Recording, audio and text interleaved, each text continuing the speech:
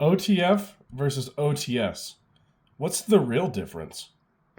What's going on, everybody? Mental Health EDC Guy here. So I picked up a new knife today that really inspired this video. I've had a couple before in the past, but I've never had one, for lack of better terms, of quality. So I picked up the Microtech Ultratech Gen 4, and boy is this thing absolutely beautiful. It's the Marlowe Red Aluminum Scales, M390 MK steel. This thing is sweet. I really like it. The switch here operates on bearings. This isn't going to be necessarily a full breakdown of this Gen 4. That's going to be a future video. However, I want to talk about the difference between side opening autos and an OTF, right? Now, there's obviously going to be a first distinct difference, right? For one, OTF is out the front, OTS is out the side, right? That's a pretty simple comparison there. But I wanted to get a little bit more in depth on maybe which one you may prefer carrying. So before I get into it, let's talk about the 6 knives I have laying here, just so you know what I'm comparing it to. So the first is the Benchmade Claymore in CPM D2 steel with a, I believe, black wash finish. Don't quote me. A nice budget option, Boker Kalashnikov in a Hawksbill / Karamba style blade, red Cerakote. I believe it might actually just be PVD on the blade with AUS 8 steel. We have a Microtech LUDT Gen 3, also M390 steel, red aluminum handles, and I believe it's also just black PVD. It might be Cerakote. This is my personal favorite. This is the one I carry every day, or pretty close to every day.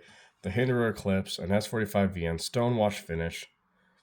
Absolutely love Hinderer. This one is a new piece as well. I have a lot of content I need to start making for you guys. But this, however, was a Christmas gift that I received from my lady just a couple days ago. This is the Kershaw Launch 20. Obviously, it's automatic. I believe this is a DLC coating. MagnaCut steel, made in the USA. 5 out of 6 of these are USA made. Boker, I believe they are made in, I believe this particular model is made in China. But I know they make them in, like, I believe, don't quote me, I could be wrong, but I believe it's Switzerland, and then obviously Germany. Boker is an original German company, but they branch off to other countries to help save a little bit of money. Now, obviously, if you want the German ones, they're going to be a little bit more expensive. But let's not get into that boring detail. Let's talk about OTFs and OTSs, right? So I literally just got this probably an hour ago, right? But like I said, I've owned OTFs before. This isn't the first time of me owning one. To me, they personally more feel like a novelty than they seem like an actual hard-use knife, which we'll get into here in just a minute. Let me clean up this a little bit while I sit here and talk with you. But I will say that, like I said, I've never really had a quality OTF before, so feeling a quality OTF is a little bit different compared to spending, just $100 on something that comes out the front and is a double-action automatic. So let's talk about the pros and cons of out the front versus out the side, right? So first off, a huge pro for me for an OTF is that double action switch to easily engage and disengage the blade, right? That's very important because if you need a menial cutting task and you just need to handle it quickly, the OTF is going to be the fastest deploying and deploying, deploying and deploying, I guess. Retracting and deploying is what we're going to say. It's going to be one of the fastest options out there, besides maybe a fixed blade, right? But we're not comparing fixed blades. The issue that I have with OTFs is this blade opening hole. Now you're probably saying, well, that doesn't make any sense. How's it going to deploy if it doesn't have a blade opening hole? And you're right. Thing is, though, is that with this opening hole, it's able to trap a lot of dust, dirt, and debris on the railing. Now, as far as I understand, the Ultratech Gen 4 has a double fire rail system, which means it's operating on both sides of the handle, right? Makes it for faster deployment, easier deployment, and smoother deployment. And does this thing feel great? I mean, it's great. It's great. I apologize for anyone that finds that annoying. I'm probably going to be fidgeting with this a lot. Anyway, debris.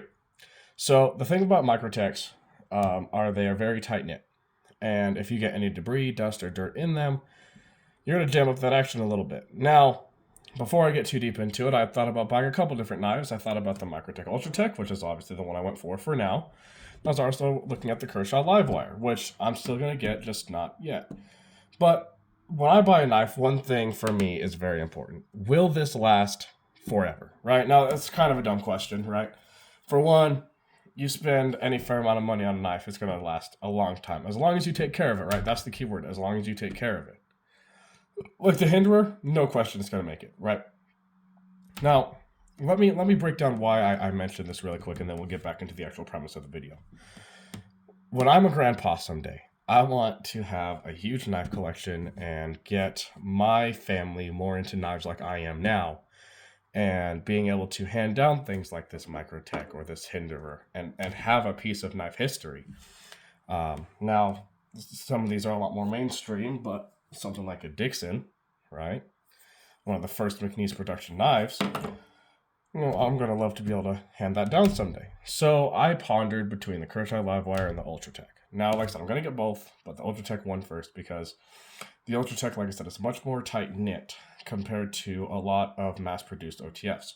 Now, there are amazing OTFs out there that blow the Ultratech out of the water.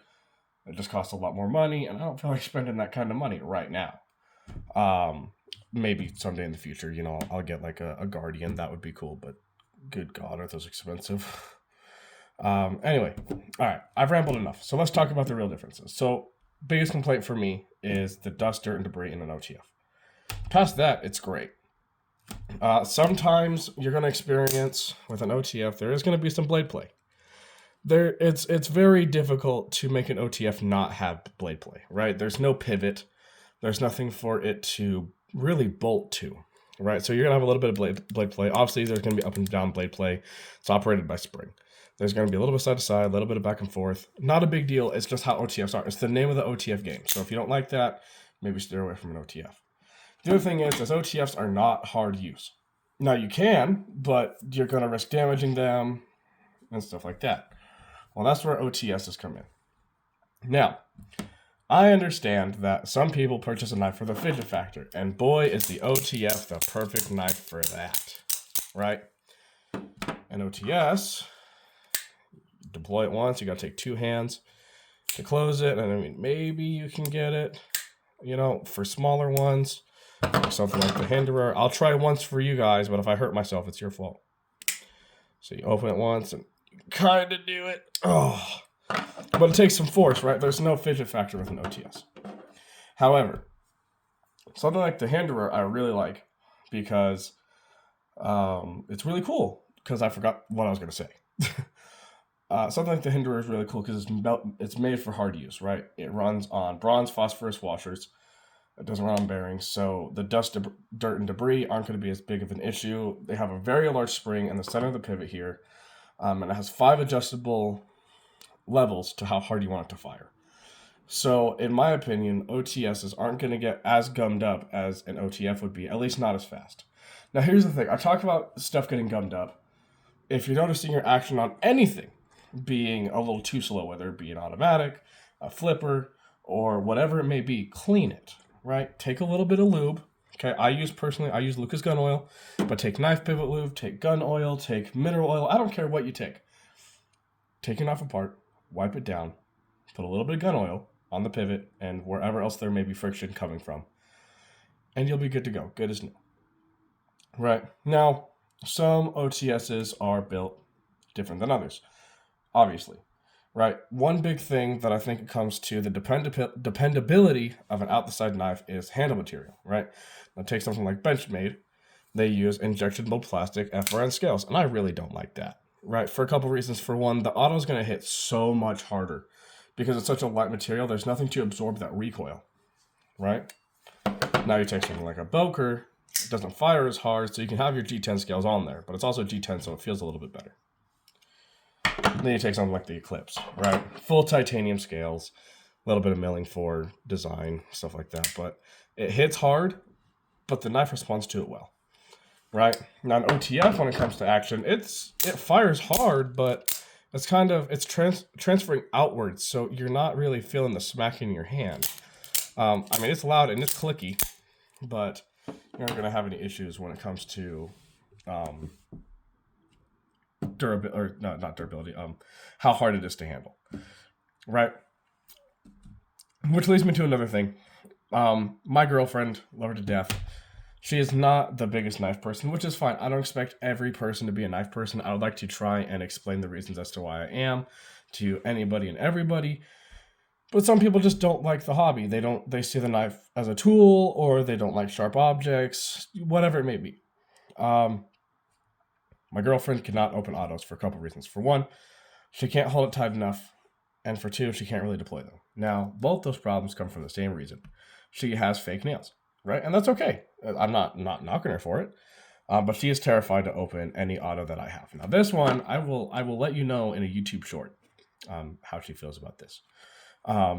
But she won't touch the Eclipse. She barely opened this one. She was willing to open this one, and she did. She opened this one once, but it was a different configuration. I believe it was a black aluminum, black drop point. And she tried opening it and it flung out of her hand. And now part of that could have been my fault, not teaching her well enough, right? That's definitely partly on me. And the Claymore, I believe she opened once as well, but it thwacks so hard because those FRN scales do not absorb much impact whatsoever.